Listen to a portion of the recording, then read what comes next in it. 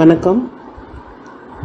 நான் ரொம்ப வேதனையோடையும் துயரத்தோடையும் தான் இந்த மெசேஜை அனுப்புகிறேன். ஒரு பொண்ணு இந்த சமுதாயத்தில் படித்து வளர்ந்து ஒரு உயர்ப்பு கல்வியெல்லாம் பயின்று மேலே ஒரு வேலையை வாங்கி தன்னோட தாய் தகப்பனை காப்பாற்றுறது, ஒரு குடும்பத்தை காப்பாற்றுறதுங்கிறது பெரிய சேலஞ்சிங்காக தான் இருக்குது. ஆனால் அதுவும் ஒரு சின்ன அலிகேஷனோ ஒரு சின்ன தவறுகளோ அந்த பெண்ணு மேலே ஒருத்தர் குற்றம் சாட்டினாங்கன்னா 1000 பேர் முன் அவளை குழி தோண்டி பூமியில் புதைக்கிற வரைக்கும் விடமாட்டாங்க. ஏன்னா பெண்களுக்கு இந்த சமுதாயம் அவ்வளோ நீதி தான் கொடுக்குது. ஸோ இதில் நான் அமைதியாக இருக்கிறேன். இந்த தம்பி அஜித்குமார் மரணம் கண்டிப்பாக ஏற்றுக்கொள்ள முடியாத ஒரு வேதனை. அவங்க தாய் அழுதாங்களோ இல்லையோ, நானும் எங்கள் தாயும் தினம் அழுதுகிட்டு இருக்கோம். ஏன்னா நான் ஸ்டேஷன் போய் அறநிலையத்துறை அதிகாரிகளோட ஸ்டேஷன் போனேன். அந்த எங்கள் கூடவே தான் இன்னைக்கு அந்த வீடியோ எடுத்தார் இல்லையா, சத்தீஸ்வரன்ற ஒரு சார், அவர் நாள் பூரா எங்கள் கூடயே தான் இருக்கார். அம்மாவுக்கு அடிக்கடி மயக்கம் வரணுன்னே அவர் டீ வாங்கி கொடுத்தாரு, எங்களுக்கு சப்போர்ட்டாக இருந்தார். ஏன்னா இன்ஸ்பெக்டருக்காக நாங்கள் வெயிட் பண்ணிகிட்டு இருந்தோம் நடந்த விஷயங்களை சொல்கிறதுக்கு. ஆனால் கம்ப்ளைண்ட் எழுதி கொடுத்துட்டு வந்துட்டோம் வீட்டுக்கு. அன்றைக்கி நைட்டே வந்துட்டோம். இன்ஸ்பெக்டர் சார் 8:30 மணி போல் வந்துட்டோம். அதுக்கப்புறம் நடந்த நிகழ்வுகள் எதுவுமே எனக்கு தெரியாது, என்ன நடந்ததுன்னு கூட தெரியாது. என்னை பொறுத்தளவுக்கு நான் அமைதியாக இருக்கேன்றக்காக நான் குற்றவாளி கிடையாது. அது கடவுளுக்கு தெரியும். எவ்வளவோ பேர் என் மேலே என்னென்னமோ வாரி இறைக்கிறீங்க. மீடியா கிடச்சிருச்சுன்னா என்னன்னாலும் பேசலான்ற மாதிரி ஆயிடுச்சு. சரி, பரவாயில்ல. இது ஒரு சூழ்நிலையை கடவுள் எனக்கு என்னோட மன உறுதி எவ்வளோன்னு சோதிக்கிறாருன்னு நான் நினச்சிக்கிறேன். எனக்கு என்னோட வயதான தாயாரை நான் பராமரிச்சுட்டு இருக்க ஒரு கட்டாய சூழ்நிலையில் இருக்கேன். என்னவோ காலேஜில் நான் இன்னைக்கு லீவ் போட்ட மாதிரி ஒரு சில ஊடகங்கள் சொல்கிறாங்க. நான் கிட்டத்தட்ட காலேஜ் தொடங்கி ஒரே ஒரு நாள் தான் போனேன். 16ஆம் தேதி காலேஜ் ஓப்பன் பண்ணாங்க, ஜூன். இப்போ வரைக்குமே நான் அந்த ஒரு நாள் ஜாயின் பண்ணிவிட்டு என்னோடய தாய் கீழே விழுந்துட்டாங்க. அவங்களுக்கு கொஞ்சம் தலையில் அடிபட்டுது, கொஞ்சம் பேச்சு மூச்சு இல்லாமல் இருக்காங்க. பேச்சே இல்லை, பேசவே இல்லை. இப்போ தான் மெல்ல மெல்ல பேச ஆரம்பிச்சிருக்காங்க. ஸோ அந்த மாதிரி இருக்கிறதுனால அந்த ட்ரீட்மெண்ட்டுக்காக அவங்க கூட பேசி அவங்க எந்த ட்ரீட்மெண்ட்டுக்கும் பயப்படுவாங்க, வரமாட்டேன்பாங்க. அவங்க கூட இருக்கிறக்காக நான் என்னோடய உடல்நிலை ராத்திரி பகலாக அவங்கள கவனித்து ரொம்பவே பாதிக்கப்பட்டேன். என்னால் வேகமாக கிளம்பி போய் பஸ் ஏறி திண்டுக்கல் போயிட்டு திரும்ப ரிட்டர்ன் இத்தனை கிலோமீட்டர், கிட்டத்தட்ட 100-200 கிலோமீட்டர் நான் டெய்லி ட்ராவல் பண்ணிட்டு வர்றது ரொம்பவே சிரமப்பட்டு தான் வந்தேன். இருந்தாலும் நான் தாயை பராமரிக்கிற கட்டாயம், ஒரு குழந்தை போல் அவங்கள பராமரிக்கணும் சூழ்நிலை இருக்கிறனால நான் இதெல்லாம் ஏற்றுக்கிட்டேன். அவங்க பூர்வீக வீட்டில் இருக்கணும் அப்படிங்கிற ஒரே காரணத்துக்காக நான் எல்லாத்தையும் ஏற்றுக்கிட்டு இது என்னோட பர்சனல் லைஃப்புங்கிறது எவ்வளவோ துரோகிகளையும் துயரங்களையும் சந்திச்சது தான் என் பர்சனல் லைஃபு. இன்றைக்கி எல்லாம் மீடியாவில் பெருமையாக பேட்டி கொடுக்குறாங்க. அவங்களோட வாழ்க்கை வரலாறை திரும்பி பார்த்தாங்கன்னா அவங்க எவ்வளோ பெரிய மோசமானவங்கன்னு அவங்களுக்கே தெரியும், மனசாட்சின்னு ஒன்று இருந்தால். இப்போது எந்த ஒரு உயரதிகாரியும் எனக்கு தெரியாது, கண்டிப்பாக தெரியாதுன்னா இப்போ உங்களுக்கு எப்படி ஒரு உயரதிகாரி பேரை சொன்னால் அவங்கள பற்றி தெரியுமோ, முதலமைச்சர் ஸ்டாலின் அவர்களை எல்லாம் என்னோட சேர்த்து வச்சு பேசுகிறாங்க.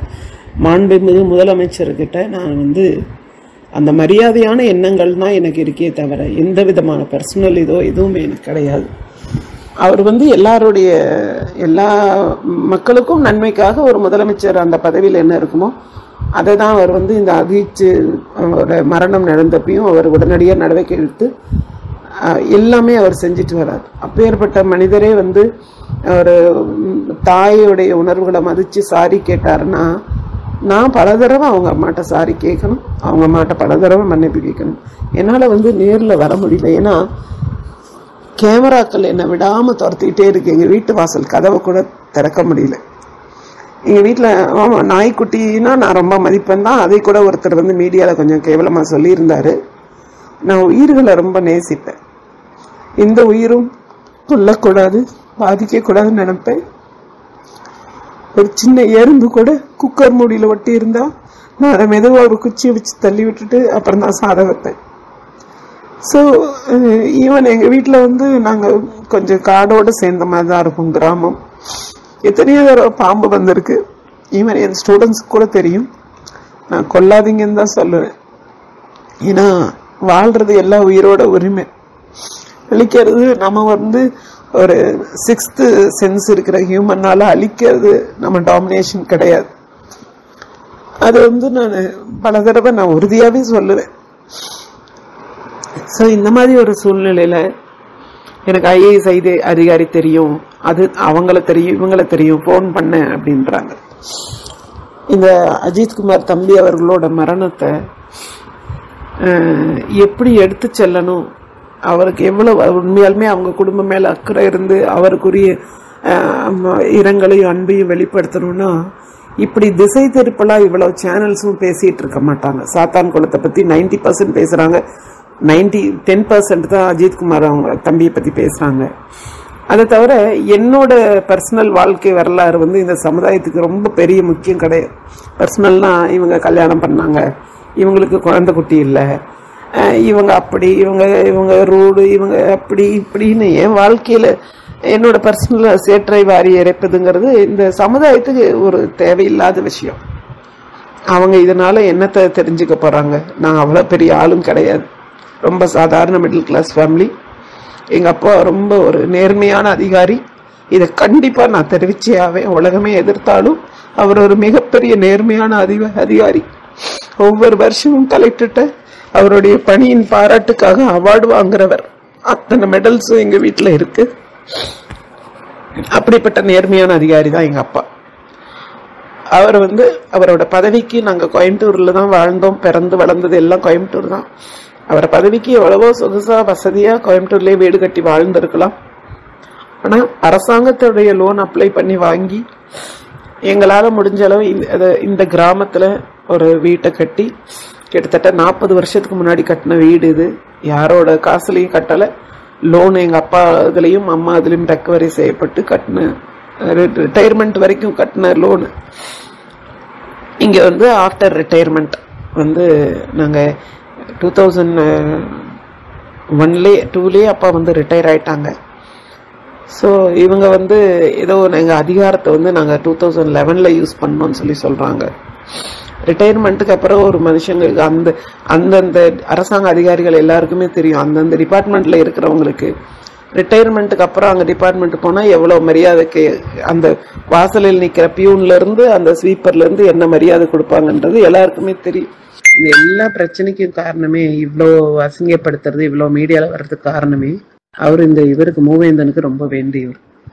அவர் என்னன்னா, இந்த பணத்தை வாங்குறத அவங்க திருப்பி நமக்கு கொடுக்க கூடாதுன்றக்காக இப்படியெல்லாம் திசை திருப்பி அவளை கேவலப்படுத்தி நம்ம வச்சுக்கலாம், செமிச்சிடலாம், அதை நான் எல்லாம் அசிங்கமும் படுத்துறேன்னு முனைப்பா செயல்பட்டு வர்றாரு. அவங்க கொஞ்சம் வருஷங்களுக்கு முன்னாடி அவர் தெய்வத்தை நம்பி இருக்கோம், விதி வலியது, கடவுள் நமக்கு என்ன சொல்றாரோ நம்ம அதை கேட்டுக்குவோம், சட்டத்துக்கு முழுமையான ஒத்துழைப்பு கண்டிப்பா தருவோம். கண்டிப்பா நான் எந்த விதத்திலையும் அந்த தம்பியோட இறப்புக்கு ரொம்ப வேதனை தெரிவிச்சுக்கிறேன். கம்ப்ளைண்ட் கொடுத்தேன், வீட்டுக்கு வந்துட்டேன், அது மட்டும்தான் எனக்கு தெரியுமே தவிர யாருக்கிட்டையும் நான் கான்டாக்ட் பண்ணல. என்னோட கால் ரெக்கார்ட்ஸ் பார்த்தாலும் தெரியும், 1 வருஷம் கூட கால் ரெக்கார்ட்ஸ் பார்க்கட்டும், எப்ப வேணாலும் தெரியும், எங்களுக்கு யாரையும் தெரியாது. We are innocents.